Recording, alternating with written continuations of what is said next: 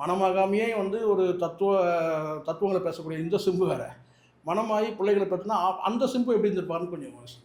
So anyway எல்லா பெற்றோர்களுக்கும் அந்த வருத்தம் இருக்க தான் செய்யும். அந்த வருத்தம் கூட இருக்கலாம் அவருக்கு, நிச்சயமாக இருக்கும். இல்லாமல் இருந்தால் தான் சொல்லணும். ஏன்னா சினிமாவில் வந்து எனக்கு தெரிஞ்சு இப்போ நம்ம இங்கேயே நம்ம என்ன சொல்கிறோம் பார்த்தீங்களா, இந்த காலத்தில் நம்ம என்ன சொல்ல பாருங்க, பிஃபோர் சிம்பு ஆஃப்டர் சிம்புன்னு நம்ம சொல்கிறோம் இல்லை. அப்போது வந்து டி ராஜேந்திரன் சொல்ல முடியுமா? டி ராஜேந்திரன் எப்போ ஒரே டி ராஜேந்திரன் தான். நீங்கள் ஒழுக்கம்னு சொன்னால் நம்ம உடனே யாரை தயாரிப்பாளர், ஒழுக்கமான தயாரிப்பாளர் சொல்லுங்கள். இருக்கலாம் நிறைய பேர், ஆனால் டக்குன்னு யாரை சொல்லுவீங்க? இந்த இடத்துல நான் சொல்லி தான் ஆகணும் உங்களுக்கு.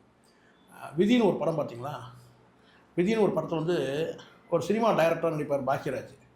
அப்போ ஒரு காட்சி, அவர் போஸ்ட்மேன் நடிப்பார். அங்கே வந்து பஞ்சாயத்துலலாம் உட்காந்துருப்பாங்க. அதாவது சினிமாவில் ஷூட்டிங் அது விதி படத்தில் வந்து கடைசியாக அவர் வந்து ஒரு பத்திரிகையாளர் போய் கேள்வி கேட்கறதுக்கு போவாங்க. அப்போ ஒரு பதில் சொல்லணும். அந்த இடைவேளையில் வந்து ஒரு ஷூட்டிங் நடந்துகிட்ருக்கோம். அந்த ஷூட்டிங்கில் ஒரு காட்சி பதிவு பண்ணுவார். அந்த காட்சியில் வந்து கேட்டிங்கன்னா பஞ்சாயத்துக்காரங்களாம் உட்காந்துருப்பாங்க. அப்போ வந்து என்ன செய்வார்னு கேட்டாங்கன்னா வந்து பாக்யராஜ் கேட்பார். என்ன கேட்பார்னா, நீங்கள் எல்லாரும் வந்து அங்கே யார் பத்தினின்ற அந்த சிக்கல் அங்கே ஓடிட்டுருக்கோம், அந்த ட்ராக் போயிட்டுருக்கோம். அப்போ கேட்பார், நீங்கள் வந்து பத்தினிங்க பேரை சொல்லுங்கன்னு சொல்லி கேட்பார். யாராவது ஒரு 4 பத்தினிங்க பேரை சொல்லுங்கன்னு கேட்டிங்கன்னா உடனே ஒருத்தர் சொல்கிறார், கண்ணகி, சாவித்ரி, நலாயினி அப்படின்னு வருஷம் சொல்லுவாங்க. இத்தனை பேர் சொன்னீங்களா, ஏன் உங்கள் வீட்டில் இருக்க உங்கள் அம்மாவையும் உங்கள் பொண்டாட்டியும் ஏன் சொல்லணும்னு கேட்பார். கரெக்ட் தானே?